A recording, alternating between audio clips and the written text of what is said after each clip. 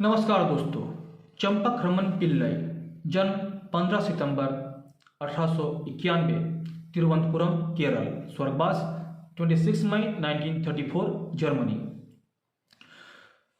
चंपक पिल्लई एक भारतीय राजनैतिक कार्यकर्ता और क्रांतिकारी थे। हालांकि उनका जन्म भारत में हुआ था, पर उन्होंने अपने जीवन का ज़्यादातर भाग जर्मनी में बिताया। पिल्लई का नाम उन महान क्रांतिकारियों में शामिल है जिन्होंने अपना सब कुछ दांव पर लगाकर देश की आज़ादी के लिए प्राण गंवा दिए।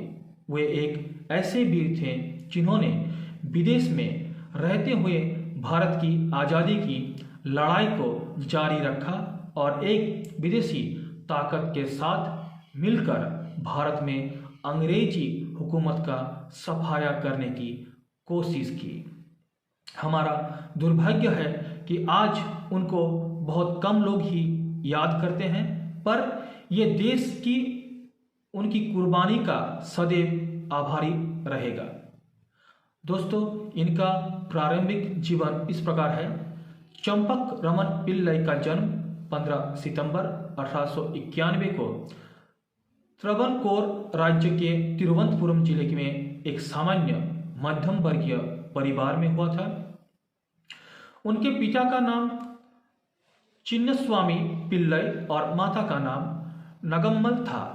उनके पिता तमिल थे, पर त्रवणकोर राज्य के पुलिस कांस्टेबल की नौकरी के कारण तिरुवनंतपुरम में ही बस गए थे।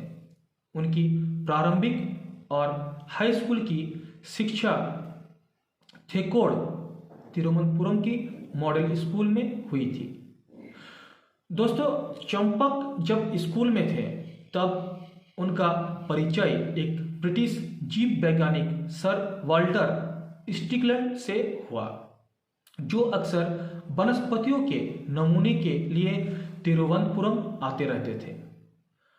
ऐसे ही एक दौर पर उन्होंने चंपक और उनके चचेरे भाई पद्मनाभ पिल्लई को साथ आने का निमंत्रण दिया और वे दोनों उनके साथ ही लिए।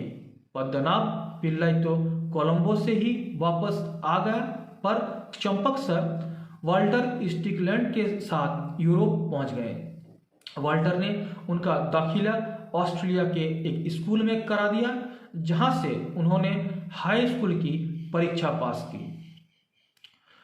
दोस्तों, इसके बाद बात करते हैं उनके यूरोपीय जीवन के बारे में। स्कूली पढ़ाई पूरी करने के बाद चंपक ने इंजीनियरिंग की पढ़ाई के लिए एक तकनीकी संस्थान में दाखिला ले लिया। प्रथम विश्व युद्ध के दौरान उन्होंने इंटरनेशनल प्रो इंडिया कमेटी की स्थापना की। इसका मुख्यालय ज्यूरिख में रखा गया। लगभग इसी समय जर्मनी के बर्लिन शहर में कुछ प्रवासी भारतीयों ने मिलकर इंडियन इंडिपेंडेंस कमेटी नामक एक संस्थान बनाई थी। इस दल के सदस्य थे वीरेंद्रनाथ चट्टोपाध्याय, भूपेंद्रनाथ दत्त, ए रमन पिल्लई, तारकनाथ दास, मौलवी बरकतुल्ला, चंद्रकांत चक्रवर्ती, एम प्रभाकर, वीरेंद्र सरकार और हेरम्बा लाल गुप्ता। अक्टूबर 1914 में चंपक बर्लिन चले गए और बर्लिन कमेटी में सम्मिलित हो गए और इसका विलय इंटरनेशनल प्रो इंडिया कमेटी के साथ कर दिया। इस कमेटी का मकसद था यूरोप में भारतीय स्वतंत्रता से जुड़ी हुई सभी क्रांतिकारी गतिविधियों पर निगरानी रखना। लाला हरदयाल को भी इस आंदोलन में शामिल होने के लिए राजी कर लिया गया। जल्द ही इसके शाखाएं एम्स्टर्डम, स्टॉकहोम, वाशिंगटन, यूरोप और अमेरिका के दूसरे शहर में भी स्थापित हो गई। दोस्तों, इंडियन इंडिपेंडेंस कमेटी और गदर पार्टी तथा कथित हिंदू जर्मन साजिश में शामिल थी। जर्मनी ने कमेटी के ब्रिटिश विरोधी गतिविधियों को हर तरह की मदद प्रदान की। चंपक ने ए रमन पिल्लई के साथ मिलकर कमेटी में काम किया। बाद में नेताजी सुभाष चंद्र बोस पिल्लई से मिले। ऐसा माना जाता है कि जय हिंद नारा पिल्लई के दिमाग की ही उपज थी। प्रथम विश्व युद्ध में जर्मनी की हार का बाद पिल्लई जर्मनी में रह गए। बर्लिन की एक फैक्ट्री में उन्होंने एक तकनीशियन की नौकरी कर ली थी। जब नेताजी वियना गए तब पिल्लई ने उनसे मिलकर अपने योजना के बारे में उन्हें बताया। दोस्तों, इसके बाद बात आता है जब राजा महेंद्र प्रताप और मोहम्मद बरकतुल्लाह ने अफगानिस्तान की राजधानी काबुल में भारत की एक अस्थायी सरकार की स्थापना 1 दिसंबर 1915 को की। महेंद्र प्रताप इसके राष्ट्रपति थे और बरकतुल्लाह प्रधानमंत्री। पिल्लई को इस सरकार में विदेश मंत्री का कार्यभार सौंपा गया था। दुर्भाग्य प्रथम विश्व युद्ध में जर्मनी के हार के साथ अंग्रेजों ने इन क्रांतिकारियों को अफगानिस्तान से बाहर निकाल दिया। इस दौरान जर्मनी के अधिकारी अपने निजी स्वार्थ के लिए भारतीय क्रांतिकारियों की सहायता कर रहे थे।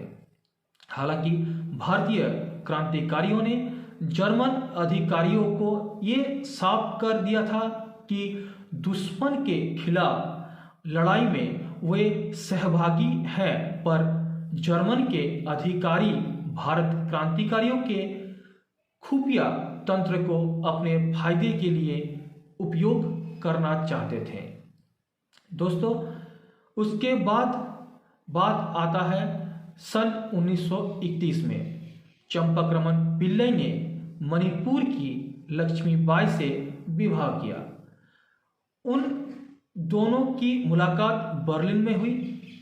दुर्भाग्यवश विवाह के उपरांत चंपक बीमार हो गए और इलाज के लिए इटली चले गए। ऐसा माना जाता है कि उन्हें जहर दिया गया था। बीमारी से वे उबर नहीं पाए और 28 मई 1934 को बर्लिन में उनका निधन हो गया। उनकी पत्नी लक्ष्मीबाई उनकी अस्थियां को बाद में भारत लेकर आई, जिन्हें पूरी राजकीय सम्मान के साथ कन्याकुमारी में प्रवाहित कर दिया गया। फिर बात करते हैं चंपक रमन पिल्लई के जीवन से जुड़े कुछ टाइमलाइन या कि घटनाक्रम के बारे में। दोस्तों, 1891 तिरुवनंतपुरम में जन्म हुआ। 1906 में सर वाल्टर स्टिकलैंड के साथ यूरोप चले गए और ऑस्ट्रेलिया के एक स्कूल में दाखिला ले लिया। 1914 में इंटरनेडियोन प्रो इंडियन कमेटी की जूरिक में स्थापना, इसके अध्यक्ष बने। 1914 में अक्टूबर में बर्लिन गए, जहां इंडियन इंडिपेंडेंस कमेटी में शामिल हो गए। 1915 अफगानिस्तान में गठित भारत की अस्थायी सरकार में विदेश मंत्री बनाए गए। 1919 में वियना में सुभाष चंद्र बोस से मिले। 1931 मणिपुर निवासी लक्ष्मीबाई से विवाह किया। 1934 26 मई को बर्लिन में निधन हो गया। दोस्तों, वीडियो को लाइक कीजिए, शेयर कीजिए, सब्सक्राइब कीजिए चैनल को। नमस्कार, जय हिंद, वंदे मातरम, जय भारत माता।